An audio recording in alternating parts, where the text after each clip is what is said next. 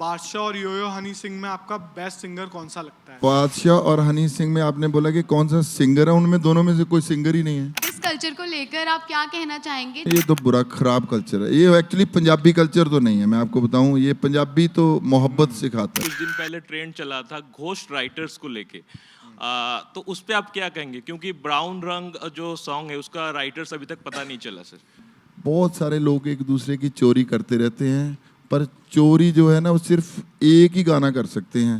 दिमाग किसी का चोरी करना बहुत मुश्किल होता है। ਅੱਜ ਜੀ ਸਿੱਧੂ ਮੂਸੇਵਾਲੇ ਦਾ ਨਵਾਂ ਗਾਣਾ ਰਿਲੀਜ਼ ਹੋਇਆ ਹੈ ਲੌਕ। ਸਿੱਧੂ ਜਦੋਂ ਮੇਰੇ ਕੋਲ ਸਾਡੇ ਘਰ ਆਏ ਸੀਗੇ ਤੇ ਉਹਨੇ ਕਮ ਸੇ ਕਮ 50 गाने सुनाए सी सानू।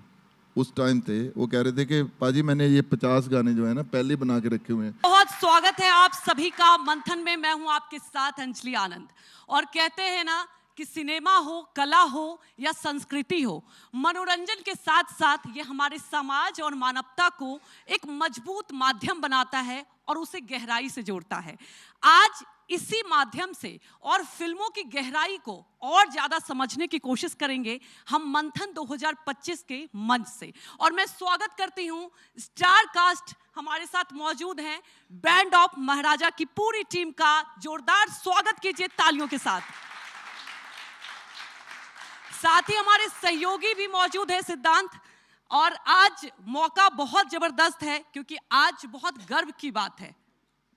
Very well said Anjali. जैसा कि इन्होंने बताया कि वी हैव जसबीर जस्सी पाजी here and Arjun Bajwa is here also हमारे साथ ऑडियंस के फर्स्ट रो में डायरेक्टर एंड प्रोड्यूसर का जो डुओ है वो भी मौजूद है। मिस्टर गिरी साहब भी यहाँ पे हैं, पुनीत सिंह भी हमारे साथ में हैं। तो हम सवालों का कारवां शुरू करते हैं और सबसे पहला सवाल मेरा अर्जुन पाजी आपसे है।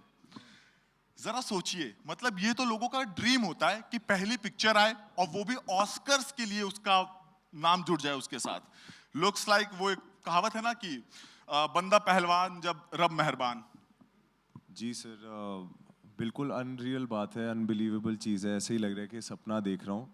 और एक दो दिन पहले ही ऑस्कर्स की ऑफिशियल वेबसाइट पर अपना नाम पढ़ना, एक फिल्म का नाम लिखा हुआ है bad boys for life ride और डाई। उसमें लिखा है विल स्मिथ, मार्टिन लॉरेंस, और उसके बिल्कुल नीचे बैंड ऑफ महाराजाज। अपना नाम पढ़ा उसमें, गिरी सर, जसबीर। तो वो अपने आप में एक अनरियल फीलिंग है। और कभी नहीं कोई सोचता कि पहली फिल्म में ही आप इतने आगे पहुंच जाएंगे ऑस्कर्स तक। और ये सब हमारी टीम का, हमारे डायरेक्टर का, प्रोड्यूसर का, सबका हार्ड वर्क है जो हमें यहाँ तक लेकर आया। So feeling very very grateful.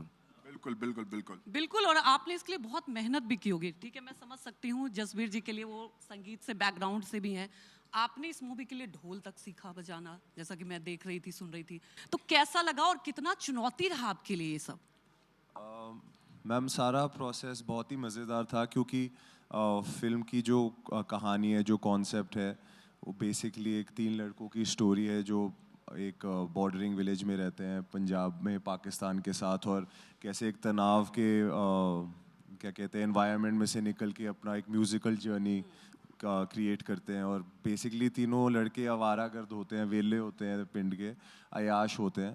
तो बहुत एक्साइटिंग था। और ऑल्सो ये म्यूज़िकली इंक्लाइन फिल्म है, तो इस फिल्म के माध्यम से, जैसे कि आपने बोला, मैंने ढोल बजाना सीखा, ट्रम्पेट सीखा, फ्रेम ड्रम बजाना सीखा। तो अपनी स्किल डेवलपमेंट भी हो गई मेरी। और बहुत एक्साइटिंग जर्नी थी। एंड फिंगर्स क्रॉस्ड हम आगे बढ़ें और देश के लिए ऑस्कर जीत कर लाएं। बिल्कुल, ये पूरे देश के लिए गर्व की बात है।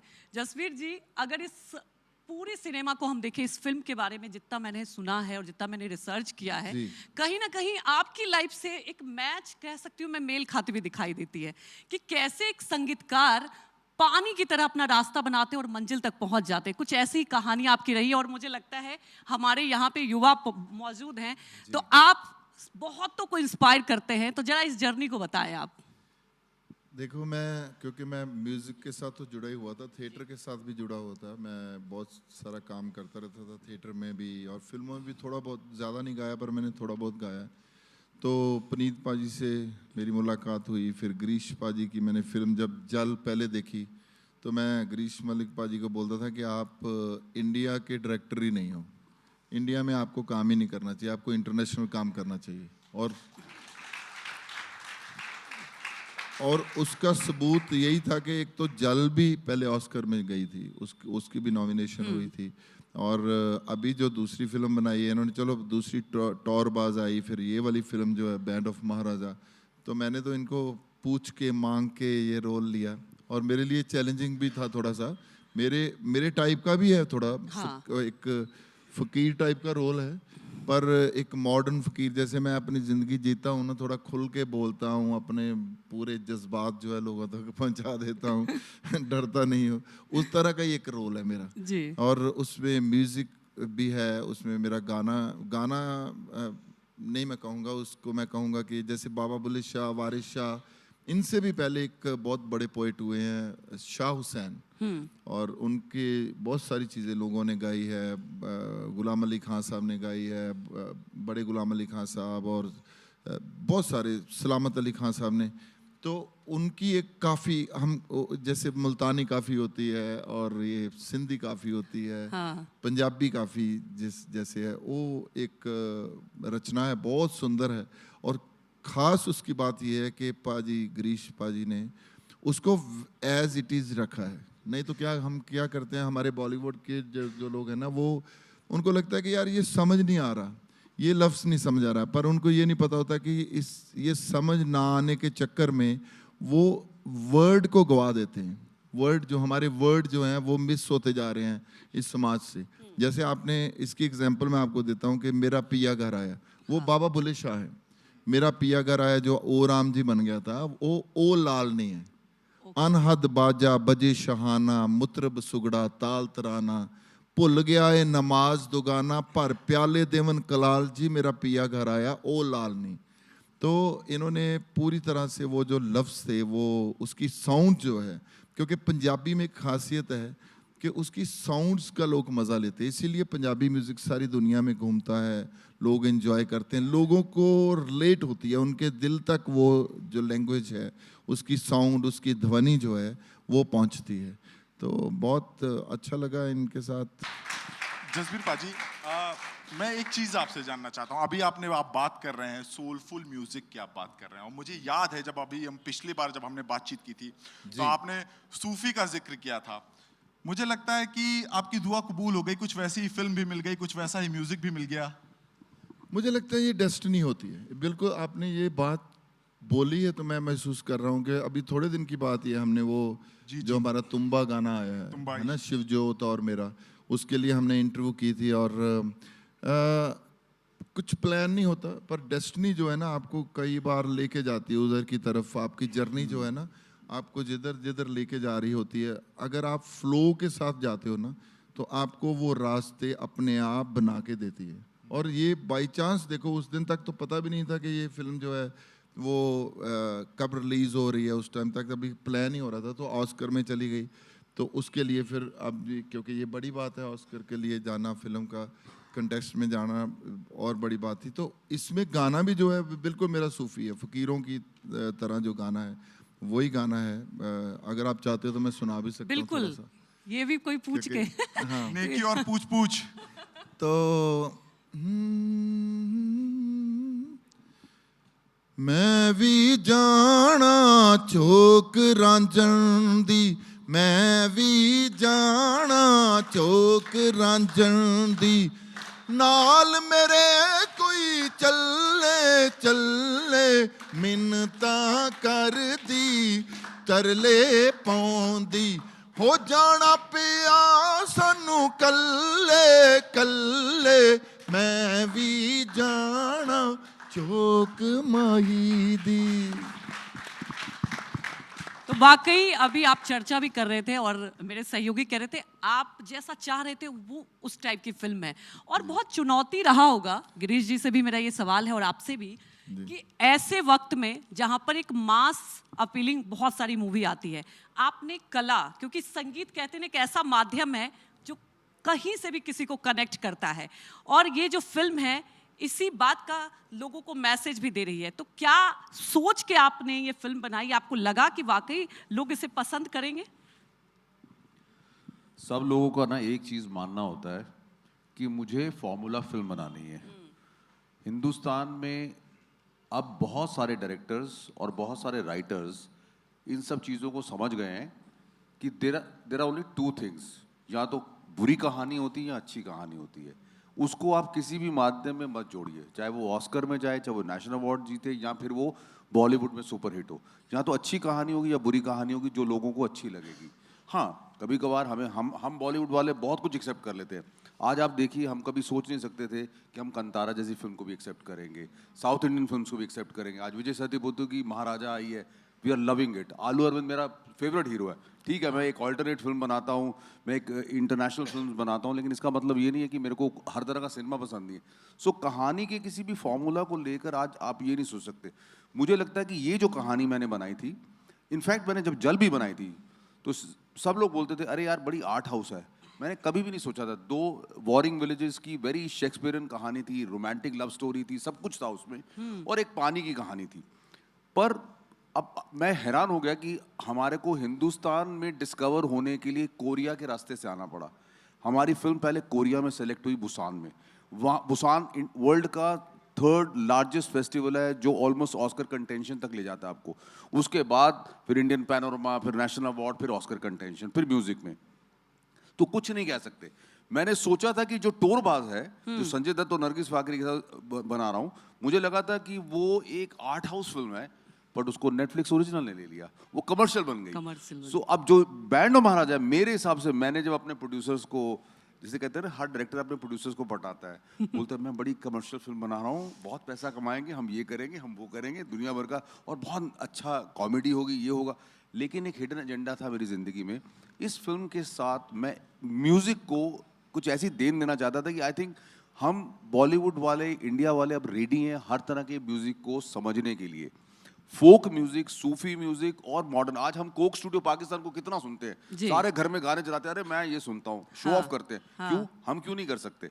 जबकि यही फिल्म का थीम है, जो वो लेगेसी थी, वारिस शाह, बुल्ले शाह, वो सब हमारी कॉमन थी, चाहे वो हिंदुस्तान और पाकिस्तान था। सो आई एम सेइंग कि इस फिल्म के अंदर आपके पास बहुत कमर्शियल म्यूजिक भी है और बहुत सूफी म्यूजिक भी है, जो आप गाएंगे, जो आप सुनेंगे, चाहे वो इश्क वल्ला डाकू है, चाहे इसमें इस तरह के गाने की कानू पीड़ होती है दिल दे थल्ले थल्ले, you know, it's like all kind of song. So हम लोगों ने बहुत ही अच्छा इंस्ट्रूमेंट्स, बहुत ही अच्छा म्यूजिक यूज किया है, और मुझे लगता है म्यूजिक एक ऐसी चीज है सबको जोड़ लेती है। बिल्कुल। तो हिंदुस्तान को तो जोड़ेगी। फिलहाल उसका जो टाइटल है while countries divide us music unite us, की जो म्यूजिक की है जबान, वो सरहदों को इंतजार नहीं करती, वो कहीं पे भी पहुंच जाएगी। और यही वजह है, मैं पुनीत सिंह जी से पूछना चाहूंगी, इतने लोकेशन पे आपने इस मूवी का शूट किया है, वेरियस लोकेशन पे, मैं तो ये कहूंगी आपके जो स्टार कास्ट है उनको तो ज्ञान भी मिल गया, आराम भी, और इतने सारे लोकेशन पे, तो एक ये हमारे भारतीय संस्कृति और भारत को दिखाता है कहीं ना कहीं। तो सर आपके दिल से ये अगर इस मूवी की बात की जाए, कौन सा लोकेशन सबसे ज्यादा टची रहा? सबसे पहले तो हम गए थे अमृतसर, और मूवी स्टार्ट करने से पहले हम दरबार साहब गए मत्था टेकने। तो वो location definitely for obvious reasons वैसे ही दिल के बहुत पास है। और उस टाइम जब हम गए थे तो उस टाइम मेरे ख्याल 48 डिग्रीज टेम्परेचर था। और जब हम गुरुद्वारा मत्था टेकने गए तो हमारे पैर जल रहे थे। तो मेरे को गिरीश जी ने एक बात बोली कि कैसी फीलिंग आ रही है। और वहाँ से हम फिर गए स्पीति, मतलब -10, 12, 15 डिग्री तक। तो ये मेरे भाई हैं, मेरे पार्टनर हैं, मेरे दोस्त हैं, इनको शौक है या तो ये माइनस में जाते हैं या ये +50 में जाते हैं। तो ये इनको कोई भी नॉर्मल जगह ना, वो इनको पसंद ही नहीं आती है। एंड अनफॉर्चुनेटली इनको ऐसा पार्टनर मिल गया जो इनकी चीज़ के अंदर पूरा सपोर्ट करता है। तो we had, every location was beautiful, every location was amazing, but हाँ, माइनस और प्लस दोनों लोकेशंस बेस्ट थी। सिद्धांत, मुझे लगता है बहुत मुश्किल। तो फिल्म ने भी तो वैसे ही किया ना। फिर यहाँ तो फिर चांदनी चौक से सीधी ऑस्कर में ही पहुंची ना। अच्छा, मेरा एक सवाल है पुनीत जी, अभी आप बात कर रहे हैं जैसे कि कैसे 50 डिग्री से आप सीधे -2 डिग्री टेम्परेचर तक आप पहुंच जा रहे हैं। एक और सवाल मतलब मेरे माइंड में अभी तुरंत पॉप अप हुआ, क्योंकि ये फिल्म एक पीरियड फिल्म है, तो ऐसी फिल्मों के साथ जो सबसे बड़ी यूएसपी होती है वो होती है कि किस तरह से आप पूरा सेट डिजाइन कर रहे हैं, क्योंकि ऑब्वियस सी बात है आप 90s की स्टोरी में आप आज की इलेक्ट्रिक कार चलते हुए नहीं दिखा सकते, तो उस सेट को मेंटेन करना, एक एक प्रॉप को, एक एक एलिमेंट को, उस तरह के लोकेशंस को खोजना अपने आप में एक वो बहुत बड़ा टास्क होता है ऐसी फिल्मों के साथ। नहीं, band of Maharajas is not a period film, so I would want to put it in the right perspective. It's exactly, we've not mentioned any time into it. नाम ने बताया 90s का, ना बताया 2000s का है, but है definitely post partition है, and story इस तरीके से है कि किस तरीके से हमारा हिंदुस्तान और पाकिस्तान का जो legacies हैं, जो रहना खाना पीना बिल्कुल सिमिलर है, जो हम जिसको पंजाब कह सकते हैं, वो एक पंजाब जो होता था, और कैसे ये तीन लड़के जो बॉर्डर विलेज में, इंडिया पाकिस्तान के बॉर्डर विलेज में इंडिया साइड पे ग्रो अप हुए हैं, hating Pakistan but loving the music of Pakistan. तो स्टोरी के अंदर जो आप बात बोल रहे हैं, हमने वो लोकेशंस कुछ इस तरीके से देखी हैं कि वो जितनी नेचुरल हो सके उतनी, क्योंकि हमारी टेरेन अगर आप देखेंगे बॉर्डर हिंदुस्तान और पाकिस्तान की तकरीबन लोकेशंस सिमिलर हैं, तो पाकिस्तान जो दिखाया सेकेंड हाफ के अंदर वो सब शूट तो इंडिया की है, तो उसके अंदर हमारे को जितनी ऑथेंटिक लोकेशंस पॉसिबल हो सकती थी जो हम पाकिस्तान दिखा सकें, उसमें डेफिनेटली बहुत R&D और बहुत रिसर्च और बहुत एफर्ट्स लगे हैं, जो अगेन गिरीश जी का शौक है कि जब तक उनको माइन्यूटेस्ट लेवल तक चीज़ पसंद नहीं आती है तब तक वो यस नहीं बोलते हैं बड़ी जल्दी से, तो इनके साथ उस तरीके से काम करना आसान भी नहीं है, बट हाँ, that is how you reach to this levels. बिल्कुल। अच्छा, मैं एक और चीज मैं पूछना चाहता हूँ, अगला सवाल वैसे गिरीश जी मेरा आपसे ही था, लेकिन क्योंकि मंथन 2025 के मंच पे हम हैं और मैं चाहता हूँ कि यहाँ पे आप खुलासा करें कि आखिर इसका ट्रेलर, टीजर या फिर कहीं पोस्टर या फिर कोई मोशन पोस्टर आप कब रिवील करेंगे जनता के सामने? With in the month of February. Okay, so of course we are absolutely excited for it, क्योंकि जिस तरह से आप इस पूरी स्टोरी को बता रहे हैं पोस्ट पार्टीशन की, तो हम सब उसको लुक फॉरवर्ड कर रहे हैं। हाँ, नहीं, मैं आपका जब आपने क्वेश्चन किया ना कि मंथन के इस मंच पे आए हो, तो मुझे लगा आप पूछोगे कि दिल्ली में किसकी सरकार बनने वाली। मैं डर गया, मुझे लगा ये पॉलिटिकल बंदे नहीं है, मैं तो फिर भी थोड़ा बहुत जवाब दे सकता हूँ, ये तो बहुत फंस जाएंगे बंदे। नहीं, सरकार के बारे में नहीं पूछना चाहूंगा, लेकिन हाँ गिरीश जी, चलिए अब बात खुली गई है तो जरा ये ये बता ही दीजिए जसवीर जी, देखिए कि आप क्या चाहते, किसकी सरकार आए? क्योंकि ये बीजेपी के है तो बीजेपी की बोल रहे हैं। मैं आपको बताता हूँ, वो कुड़ी ने ना बहुत अच्छा क्वेश्चन किया, मुझे पहले कहती मैं हरियाणवी हूँ, फिर कहती मैं जाट हूँ, उसको लगा कि हरियाणवी पंजाबी भाई हैं। आजकल सोशल मीडिया ऐसे करता रहता है ना चीजें, फिर उसको लगा कि नहीं हरियाणवी पंजाबी पे भी ज्यादा खुश नहीं हुआ जस्सी, तो इसको कुछ और कहती मैं जाट हूँ, है ना। तो मुझे एक ना पुरानी चीज याद आई, एक कवि थे पंजाबी के, वो कहते कि कोई कहंदा मुख्यमंत्री ब्राह्मण होवे ते कोई कहंदा मुख मंत्री जाट दा पुੱਤ होवे, मैं ते कहना मुख मंत्री पहला बंदे दा पुੱਤ होवे। क्या बात है, वेरी वेल सेड, बहुत अच्छा। सो कोई भी सरकार आए, अच्छी आए, देश की तरक्की होए, दिल्ली की तरक्की होए, दिल्ली में हवा पानी पहले साफ होए। मैं तो कहता हूँ ये लालच देना चाहिए सरकारों को, मतलब जो भी पॉलिटिकल पार्टी हैं जो कहते हैं कि ये हम दे देंगे, हम इतने पैसे दे देंगे औरतों को, इतने पैसे, पहले हवा पानी जो है ना वो दिल्ली का साफ होना बड़ा जरूरी है, बचना बड़ा जरूरी है। पहले ऑक्सीजन जो है ना वो नहीं मिल सकती और सारी चीजें मिल सकती हैं जी, है ना। जसवीर जी, अब अगर म्यूजिक की बात करें, वाकई कला ऐसी चीज है जोड़ती है एक दूसरे को, लेकिन इस फिल्म की हम बात करें, बहुत सारे वेरिएशन, सिद्धांत यहाँ बैठे हैं और भी हमारे बहुत सारे युवा बैठे हुए, क्या होता है ना कि अट्रैक्ट आजकल फोक म्यूजिक बहुत जल्दी लोगों को नहीं करती, तो कैसे ये आप लोगों ने चैलेंज लिया? लेकिन इस चैलेंज की बात की जाए तो मैं कहूँगी कि चैलेंज जीत में भी दर्ज हो गई। चैलेंज तो होता है, चैलेंज मुझे लगता है कि जो आर्टिस्ट है ना, एक्चुअल जो ट्रू आर्टिस्ट हैं वो चैलेंज ही लेते हैं। और दूसरा, आपने जैसे फोक की बात की है ना, चाहे फोक को बहुत पॉलिसीज़ के साथ प्रमोट नहीं किया जा रहा, मगर फोक से ही चीज़ें चुरा के या जी जहाँ उठा के बॉलीवुड या हॉलीवुड या जो भी हैं वो फोक से ही उठाते हैं, क्योंकि फोक क्लासिकल में ही वेरिएशन मिलती हैं, बाकी और चीज़ों में ज़्यादा आपको वेरिएशन नहीं, आपको साउंड्स नहीं मिलती हैं। आप पहले से ले लो, जब से आप उड़े जब जब जुल्फें तेरी कवारियों का दिल मचले, कवारियों का दिल मचले नहीं जिंदे, है ना। और ये क्या था, उथले चल चरखा मेरा, उथले चल चरखा मेरा, वे जिथे तेरे हाल वगदे, वे जिथे तेरे हाल वगदे नहीं जिंदे मेरिए। और आप ले लो कजरा मोहब्बत वाला, ये सारा फोक ही है, ये टोटल फोक ही है। चलो आ जाते हैं हमारे गानों पे आ जाते हैं। कोका तेरा कुछ कुछ कहंदा नहीं, कोका तेरा कुछ कुछ कहंदा नहीं, लहंगा तेरा लुट पुट लैंदा, मेहंदी जान कट लैंदी, तू बन बन बहंदी होश ना, हे कोका। और ये पुराना गाना है, हाँ कोका कड़वा दे वे माइया, कोका वे हानिया, कोका कड़वा दे वे माइया, कोका वे गली गली वन जारा फिरदा, वे दिंदा फिरदा होका, वे ले लो कोका वे हानिया। तो ये सारा फोक से ही आता है, सारी चीजें जो है फोक से ही। तो चैलेंज तो है ही है।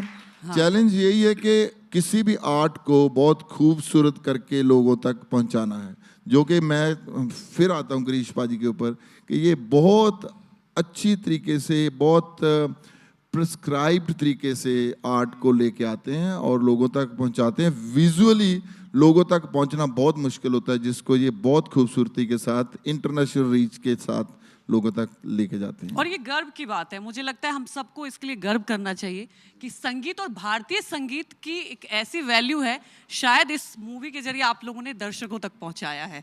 और आप देखो फोक की बात करते हो ना, ये हरियाणवी की बात की थी कुड़ी ने, अब मेरे मन में फंस गया। आप हरियाणवी, हरियाणवी देखो कितनी अच्छी साउंड होती है।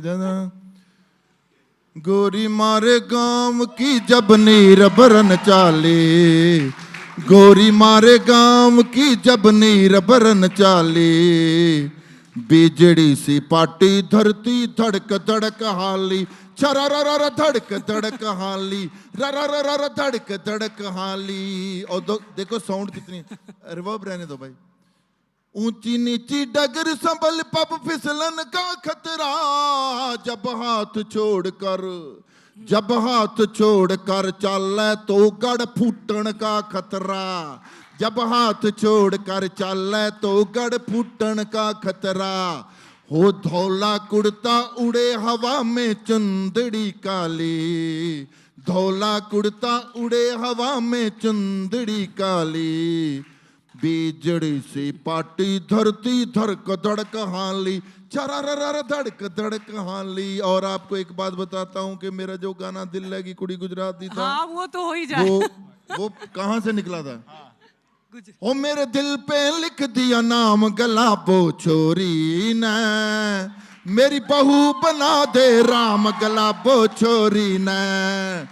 एक मुंडा पंजाबी जिदे नैन शराबी, एक मुंडा पंजाबी जिदे नैन शराबी, ओनू लव यू आख दियो दिल, दिल लगी कुड़ी, दिल लगी कुड़ी, दिल लगी कुड़ी। आप इतने सैड क्यों बैठे हुए हो? ये कुड़ी क्या हुआ है? नहीं पर आप इतने सैड हो, क्या सोच रहे हो? आपकी तरफ देख के ना मेरा दिल कर रहा था कि मैं दिल लगी क्लासिकल में गाऊं। पाजी में पाजी जैसे एक मुंडा पंजाबी, क्योंकि बहुत ही सैड ऐसे करके बैठी हुई थी, तो फिर मेरा दिल किया कि मैं गाऊं, आज जाने की जिद ना करो, हाय मर जाएंगे हम तो लुट जाएंगे, ऐसी बातें किया ना करो, आज जाने की। Don't be sad. पाजी मैं एक चीज कहना चाहता हूँ। आप गाना गा रहे थे ना, दिल ले गई कुड़ी गुजरात की, मैं बताऊं वो क्यों सैड हुई थी? वो बेचारी अगर राजस्थान से है, अब अच्छा। आपका दिल क्यों गुजरात वाली ही क्यों लेके जाए? हम सवाल बच्चे जवाब चाहते हैं कि गुजरात वाली ही क्यों दिल लेके जाएगी? राजस्थान वाली भी लेके जा सकती है, हरियाणा वाली भी लेके जा सकती है, बिल्कुल ठीक है। और कौन सी गुजरात वाली? क्यों? यूपी वाली। पाजी, गिरीश पाजी, प्रीत पाजी, देखो यूपी का कितना अच्छा फोक है यार, जेड़े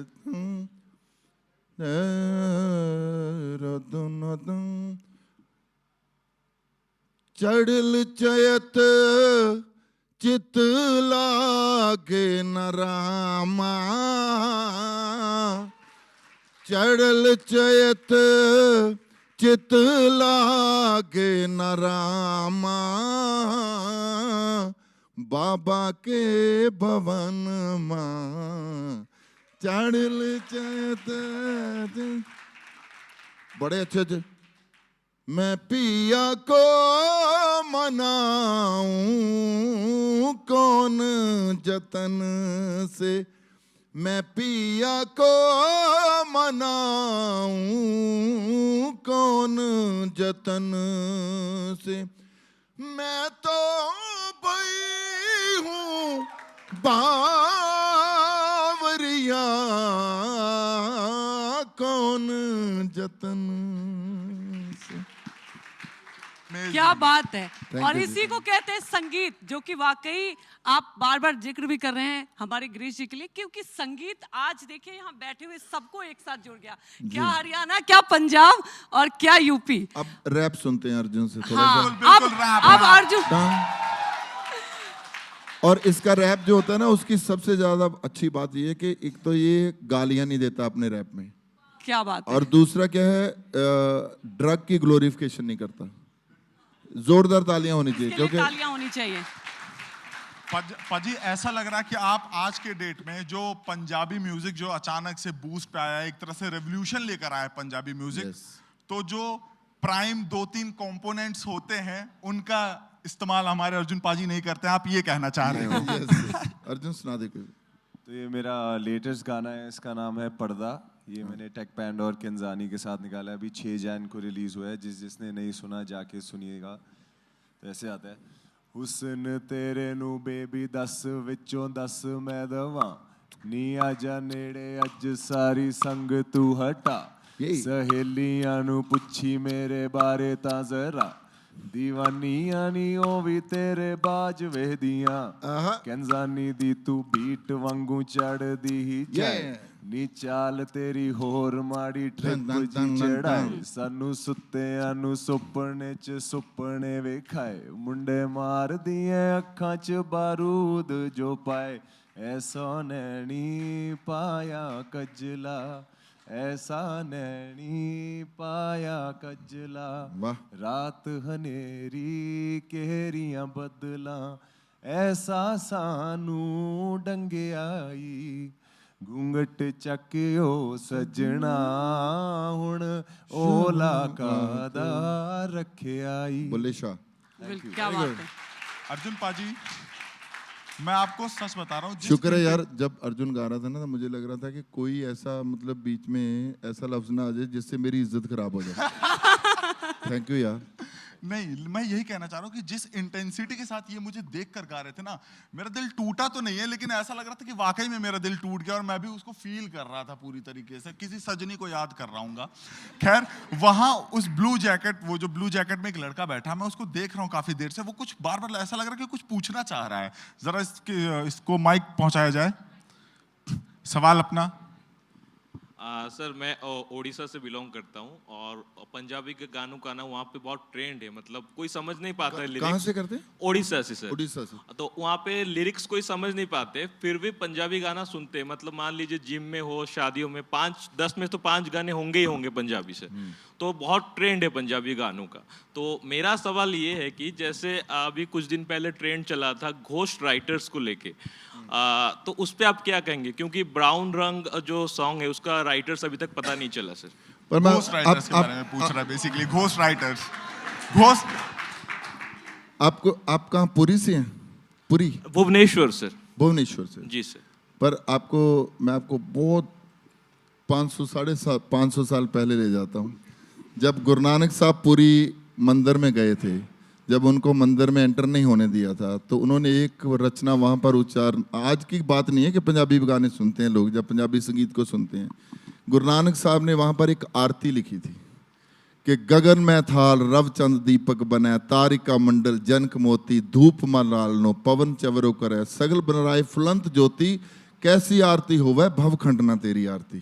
आज का ट्रेंड नहीं है, पहले का ही ट्रेंड है कि पंजाबी गाने जो है लोग सुनते हैं। जो आपने गोश्त वाली बात सुनी है, बहुत सारे लोग एक दूसरे की चोरी करते रहते हैं, पर चोरी जो है ना वो सिर्फ एक ही गाना कर सकते हैं, दिमाग किसी का चोरी करना बहुत मुश्किल होता है। वेरी वेल सेड पाजी, वेरी वेल सेड। किसी और को अगर कोई क्वेश्चंस पूछने हैं? जैसी भाजी मेरा क्वेश्चन था ਤੁਹਾਡੇ ਤੋਂ ਹੀ ਆ ਕਿ ਹੁਣ ਪੰਜਾਬੀ 뮤직 ਵਰਲਡ ਵਾਈਡ ਇੰਨਾ ਫੇਮਸ ਹੋ ਗਿਆ।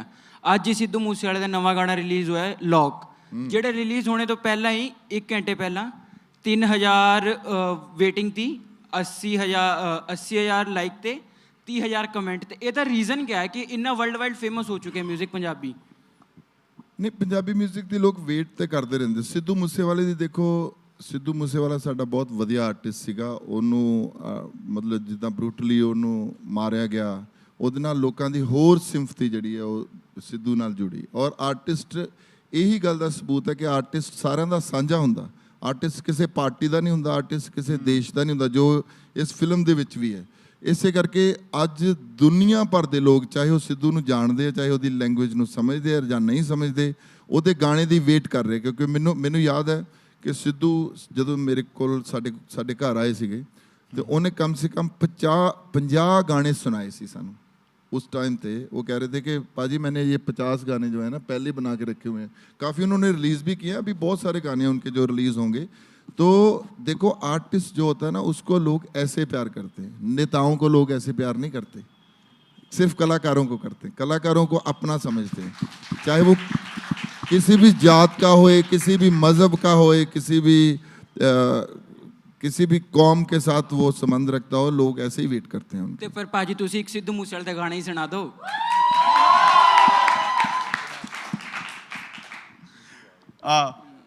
मैं ऐसा कह रहा हूं कि बाकी भी और सारे लोग भी हैं, ठीक है? तो गाने तो हम सुनते रहेंगे, उसमें तो खैर कोई दो राय है नहीं। लेकिन वो लड़की, भाई उस रेड स्वेटर वाली लड़की को दे दो, वो वहां से कह रही पाजी 1 मिनट। बहुत मुश्किल सवाल नहीं करना। सर मेरा सवाल है कि डिस कल्चर को लेकर आप क्या कहना चाहेंगे? जैसे कि वेस्ट फॉरेन में ये काफ़ी पहले से चलता आया है, तो सर आप क्या कहना चाहेंगे? ट्यूपाक के ज़माने में बेसिकली लेके जा रही है। गिरीश पाजी आप जवाब दो। पाजी इसका क्वेश्चन है, मैं इसलिए तो गिरीश पाजी को बोला क्योंकि उसके पास ही बैठी हुई ना। कौन सा कल्चर? सर डिस कल्चर को लेकर आपका क्या सवाल है? अच्छा, बुरा बोलना। अर्जुन ज्यादा बेहतर जवाब दे पाएंगे। आप बताओ भाई, आप ही मतलब। मुझे तो डिस का मतलब पता था, इसका जवाब नहीं मुझे पता क्या। डिस मतलब जो बुरा बोलना एक दूसरे को बुरा बोलना गानों में। नहीं, ये तो बुरा खराब कल्चर है। ये एक्चुअली पंजाबी कल्चर तो नहीं है, मैं आपको बताऊं। ये पंजाबी तो मोहब्बत सिखाता है। पंजाब जो है ना वो मोहब्बत सिखाता है। पंजाब, फिर गुरु नानक के ऊपर आ जाता हूँ कि गुरु नानक ने हमें सिखाया है कि हम्बल रहना है। जितने मर्जी आप पावरफुल हो, फिर भी उन्होंने बोला है कि हम्बल रहना है, ग्राउंडेड रहना है, किसी को बुरा नहीं। रैपिंग में बहुत ज़्यादा ये चल रहा है। रैपिंग फिर वो बाहर का कल्चर है ना, वो हमारा कल्चर ही नहीं है एक्चुअली। हम अडॉप्ट करते जा रहे हैं उसमें। मैं फिर दोबारा बोलूँगा, ये मंथन है, ये इसमें गवर्नमेंट का कसूर है, किसी भी गवर्नमेंट का कसूर है, क्योंकि हमारी कोई पॉलिसी नहीं है अपने कल्चर को लेके। हमने अपने कल्चर को कैसे आगे लेके जाना है। हमारा कल्चर बहुत रिच है। और बिल्कुल हेलो सर, मेरा क्वेश्चन था कि रैप में और म्यूज़िक में आपका कौन सा फेवरेट सिंगर है आज के दौर में? और सेकंड क्वेश्चन है कि बादशाह और योयो हनी सिंह में आपका बेस्ट सिंगर कौन सा लगता है? नहीं, पहले वाला जो है उसमें तो मैं तो 50 सेंट्स को बहुत सुनता हूँ, बहुत टाइम से। क्या बात है। जो एक्चुअल रैपर हैं। और बादशाह और हनी सिंह में आपने बोला कि कौन सा सिंगर है, उनमें दोनों में से कोई सिंगर ही नहीं है। तो मुझे सिंगिंग ही पसंद है, मुझे ज़्यादा रैप पसंद नहीं है। तो मैं पहले भी ये बात बोल रहा था कि कहीं ये साजिश तो नहीं है कि दो बंदों को ऐसों को लड़ाया जा रहा है कि जो खराब है, और हमारे सुखविंदर सिंह और सोनू निगम जैसे बंदे जो हैं वो कहीं पीछे रहते जा रहे हैं। ये वक्त ऐसा आ चुका है कि यूथ के पास बहुत सारे ऑप्शन हैं। अब सिनेमा घर तक पहुंचाना एक मुझे लगता है एक प्रोड्यूसर के लिए चैलेंज तो हो चुका है, क्योंकि अब इतने सारे ऑप्शन हैं, टीवी में इतने ओटीटी प्लेटफॉर्म है। तो आपको लगता है कि as a producer film industry से आप लोग इस चैलेंज को कैसे ले रहे हैं? आपने बहुत अच्छी बात बोली है। पिछले 4 साल में कोविड के बाद से the way the things have transitioned, it's been very challenging. In fact Covid के टाइम पे पोजीशन अदर वे अराउंड थी, दैट कंटेंट के लिए ओटीटी प्लेटफॉर्म्स वो आपके पीछे होते थे। और पिछले 2-3 साल में पोजीशन ऐसी हो गई कि कंटेंट ही कंटेंट इतना है, लेकिन खरीदार उतने नहीं रह गए, and they have come with some different kind of new rules, new regulations. So it is definitely becoming very challenging now, and I think ये अपने आप में एक एक्सपेरिमेंट था कि जब हमें ये लगा कि ये मूवी 200, 500, 1000 बंदों को दिखाए बगैर, उनका रिएक्शंस दिए बगैर, हमने खुद मूवी देख के अपनी कन्विक्शन से, अपने कॉन्फिडेंस से डायरेक्टली ऑस्कर में अप्लाई किया बगैर रिलीज किए। तो ये अपने आप में पहला प्रॉब्ली एक एक्सपेरिमेंट होगा जो मुझे नहीं पता इससे पहले किसी ने बॉलीवुड में किया। बिल्कुल। तो जब आपका हाथ, जिस तरह गिरीश जी ने बोला कि रब ने हमारे लिए सपने देखे थे, तो ऑस्कर ने जब हमारे को रिकॉग्नाइज किया, तो मुझे लगता है कि हमारी अपनी जनता, हमारी अपनी हिंदुस्तान के हमारे लोग हमें जरूर एक्सेप्ट करेंगे। So that was a thought process. इसीलिए जो वो चैलेंज था, हमने उसको दूसरे तरीके से प्लान किया। बिल्कुल। और मुझे लगता है कि अर्जुन, आप इस फिल्म से जुड़े, आपकी पहली फिल्म है, और पहली फिल्म होना और इतनी बड़े स्तर पर पहुंचना बहुत गर्व की बात है। तो ये आप बताइए कि अब आगे आपके लिए कहीं प्रेशर होगा कि आगे आप अगर फिल्मों का चयन करें तो बहुत सोच समझ कर करना होगा? आई फील मैम चैलेंज तो नहीं है, बट जैसा कि गिरीश सर ने पहले बोला कि स्क्रिप्ट कंटेंट अच्छा होना चाहिए। आई फील वो सबसे ज़्यादा मैटर करता है। और आज की डेट में जैसे आपने जिक्र करा कि इतने ऑप्शंस हैं यूथ के पास, दिनों दिन कोई नई सीरीज़ है, कोई नई फिल्म है, आपको नहीं पता क्या क्लिक करेगा क्या नहीं। बट आई फील कि जो आपका मन चाहे करना, और जिसको आपको लगे कि आप इसमें अपना 100% दे सकते हैं, उस चीज़ से रिलेट कर सकते हैं, तो वो करेंगे। बिल्कुल। अच्छा अर्जुन, मैं एक चीज़ जानना चाहता हूँ। जैसे अभी बच्चे यहाँ पे बैठे हुए थे, हमने ऑडियंस के लिए क्वेश्चन राउंड ओपन कर रखा था, ठीक है? तो बहुत से ऐसे सवाल है, कोई दिलजीत को लेके बात कर रहा है, कॉन्सर्ट कल्चर बेसिकली, कोई हनी सिंह पे बात कर रहा है, कोई बादशाह पे बात कर रहा है, तमाम तरह की बातें हो रही हैं। लेकिन मैं वाकई में मैं आज चाहता हूँ कि मंथन 2025 के मंच से एक बहुत बड़ा डाउट क्लियर हो जाए। मैं आपसे जानना चाहता हूँ, क्योंकि जसबीर पाजी यहाँ पे बैठे हुए हैं, इन्होंने बहुत टाइम से, मतलब ये उस दौर के हैं जब हम बच्चे हुआ करते थे, और आप आज बोलोगे इतने भी नहीं पुराने हो। जसबीर पाजी तो आप उनके खिलाफ बोल बोल के थक चुके हैं, आप बोलो अब। नहीं, मैं पॉइंट ऑफ व्यू जानने की बेसिकली कोशिश कर रहा हूँ। आज के जो यंग म्यूजिक है, हिप हॉप कह लूँ, ड्रिप कह लूँ, या फिर ट्रांस कह लूँ, या फिर मैं समझ कहीं ना कहीं लोफी भी बहुत ट्रेंड में आया, और इन सब गानों में बहुत तरह की बातें होने लग गई। रैप आया, इंट्रोड्यूस हुआ इंडिया में, रैप के साथ कहीं ना कहीं डिस आया, डिस के साथ कहीं ना कहीं मम्बल रैप आया, जिसमें भी सटायर बेसिकली कि आप छोटे छोटे शॉर्ट्स लेते रहते हो, बहुत तरह की बीफ होती रहती है। मैं आपसे जानना चाहता हूँ, आर यू लाइकिंग दिस, अभी का जो म्यूजिक सीन है प्रॉपर? सर सबकी अपनी अपनी चॉइस है, सबका अपना म्यूज़िक टेस्ट है। तो आई फील मुझे पुराने गाने भी पसंद है, बट मुझे न्यू एज चीज़ें भी पसंद हैं। और I feel with time music बदल रहा है, पुराने गाने तो हैं ही हैं, बट विद टाइम नया म्यूज़िक आ रहा है, और मैं खुद कोशिश कर रहा हूँ कि मैं भी नया म्यूज़िक ही लाऊं। जैसे जो मेरा गाना है पर्दा, उसमें टेक्नो हाउस बीट है, लेकिन गाने में कवाली वोकल्स और थोड़ा रैप है। तो कुछ फ्रेश लाने की कोशिश कर रहे हैं लोग, बट हाँ जैसे कि पाजी ने कहा, लिरिकली थोड़ा शायद आई थिंक जब जैसे जैसे जिंदगी बदलती है ना, वैसे वैसे म्यूजिक तो बदलता ही है, क्योंकि जिंदगी की रिफ्लेक्शन ही है म्यूजिक जो है। आई फील कि जब जस्सी पाजी का गाना आया था दिल लगी कुड़ी गुजराती, वो अपने टाइम की एक रेवोल्यूशनरी चीज बिल्कुल, थी। हाँ, उस टाइम वैसा म्यूजिक नहीं आ रहा था गानों में। आई फील हाँ, मेरी वीडियो बहुत वल्गर थी वो मैं हाँ मतलब वो मैं बंदा था जो अपने वीडियो को क्रिटिसाइज करता था।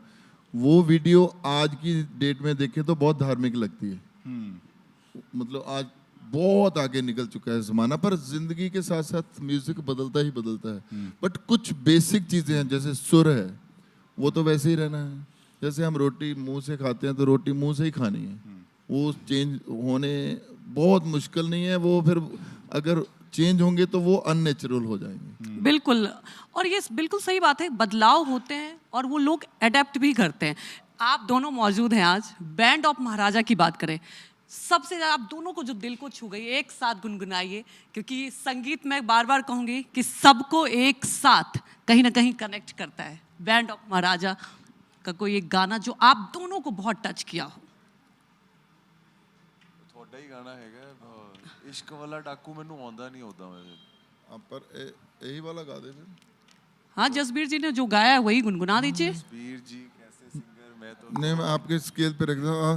मैं भी जाना चोक माही दी, मैं भी जाना चोक माही दी, नाल मेरे कोई चले चले, मैं भी जाना चोक माही दी, वे मैं भी जाना चोक रांझण दी।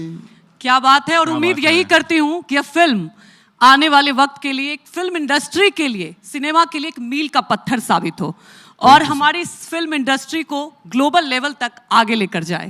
बहुत बहुत धन्यवाद आप सभी का। थैंक यू सो मच हमसे बात करने के लिए। Thank you so much for being on मंथन 2025।